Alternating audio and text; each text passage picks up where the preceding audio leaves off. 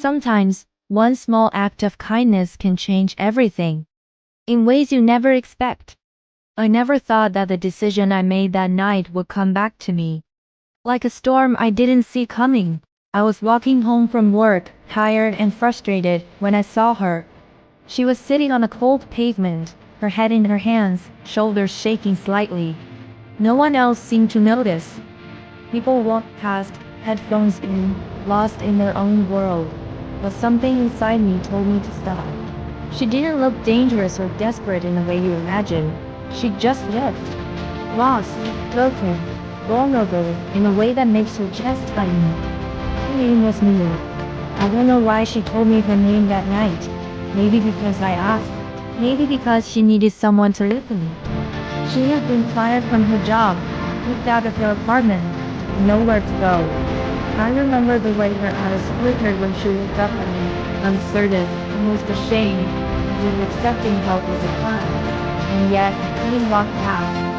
I didn't pretend I didn't see her. I offered her money, just enough for a meal and a night at a small hospital. I carried her bag when it was too heavy, and I stayed just long enough to make sure she would be safe. She thanked me softly, almost whispering, her voice breaking. I walked away before she could see my face clearly, vanishing into the night like a ghost, leaving no trace of myself behind. I didn't tell anyone. I didn't want recognition. I thought it was just a small thing, a small kindness in a world that often forgotten. Months passed, life went on. I got promoted, made new friends. Went on dates. Everything seemed fine. But then little things began to unsettle me. A glance from someone in a cafe, a fleeting shadow on the street I walked often. Faint echo of a laugh that sounded familiar. I convinced myself I was imagining it. Until the day it became impossible to ignore. It was at work. Our company had landed a huge client, a project that could make or break careers. And suddenly, an anonymous tip appeared in my inbox. A leak from a competitor's side, precise, detailed, a roadmap that no one else could have obtained. Following it saved the project, saved my reputation, saved my career. But when I tried to trace the source, all I found was a single note, handwritten, simple. You helped me once. Now it's my turn. I stared at it for a long time, confused, excited, uneasy. Who could this be? And then, a week later, I saw her again.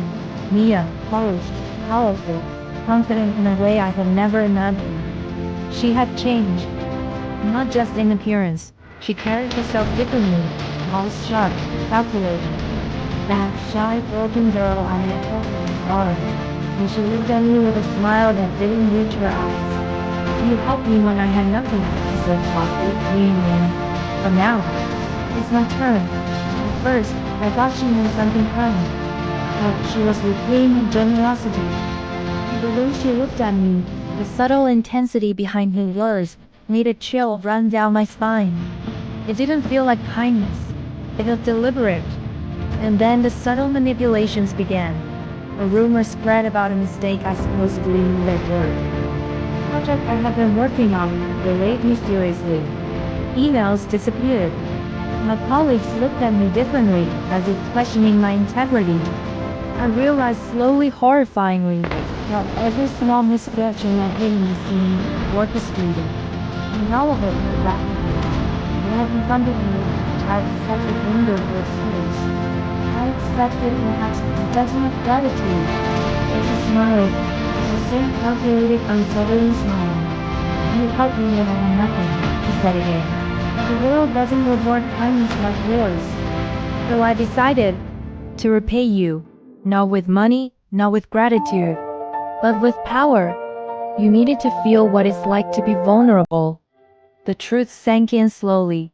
Every small act, every little secret I had thought gone unnoticed, had been remembered.